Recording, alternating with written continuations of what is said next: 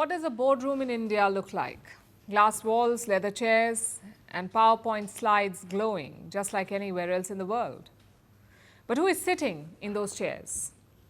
Imagine there are 10 leaders around the table. In India, only 2 of them are women, just 2 out of 10, and we are not the ones saying this. A brand new report by KPMG and AIMA has shed light on this disparity. Now, first, let's look at the numbers. There are more women in senior roles now. Look at the organizations with more than 30% women leaders. In 2024, about 35% of the organizations had women leaders. In 2026, that number rose to 44%.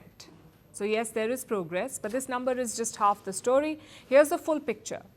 10% of Indian companies have 0 women leaders. 0. 46% have less than 30% women leaders. 24% have less than 50% women leaders, and only 20% of the companies are close to gender balance. So while some companies are indeed improving, most are clustered near the bottom. And here's the worrying part. 30% of these companies saw no improvement in women leaders over the last 5 years. So progress has not stopped, but it has slowed down. Now, Women's Day is right around the corner. There will be pink roses, there will be panel discussions and big promises. Companies often say we hire men and women equally. Well, that may be true, but the real problem shows up later. In most organizations, women do not make it to leadership roles, even long-term women employees. Less than 30% of them reach the top jobs. Contrast this with the men.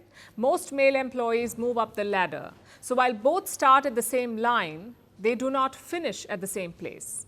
And it's not for lack of effort or ambition. In fact, that's a big myth, and this report has busted it. It says women do not lack ambition.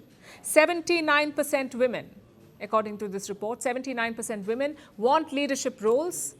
More than half want C-suite jobs, but guess how many get there? How many women sit on boards in India? Just 1%.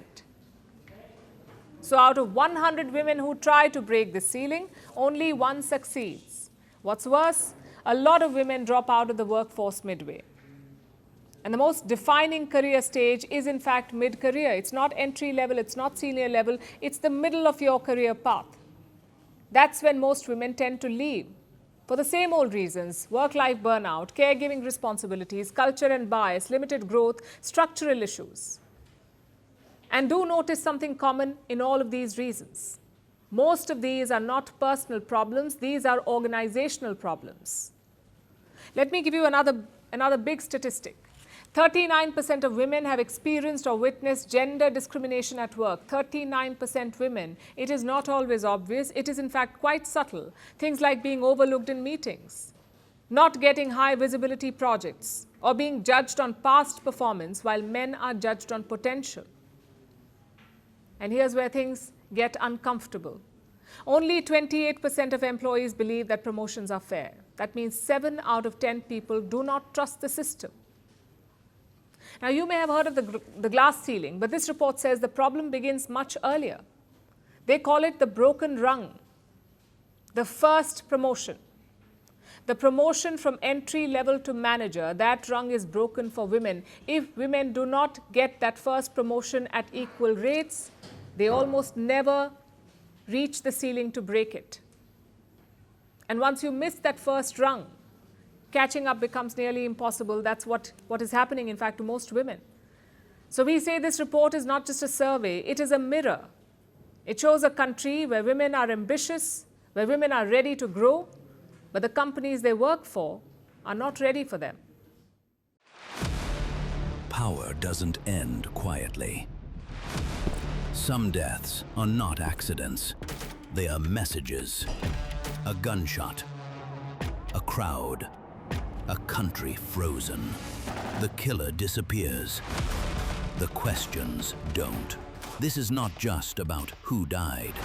It's about what followed. Governments fell. Armies moved. History rewrote itself. 5 leaders. 5 moments. One pattern. The assassination.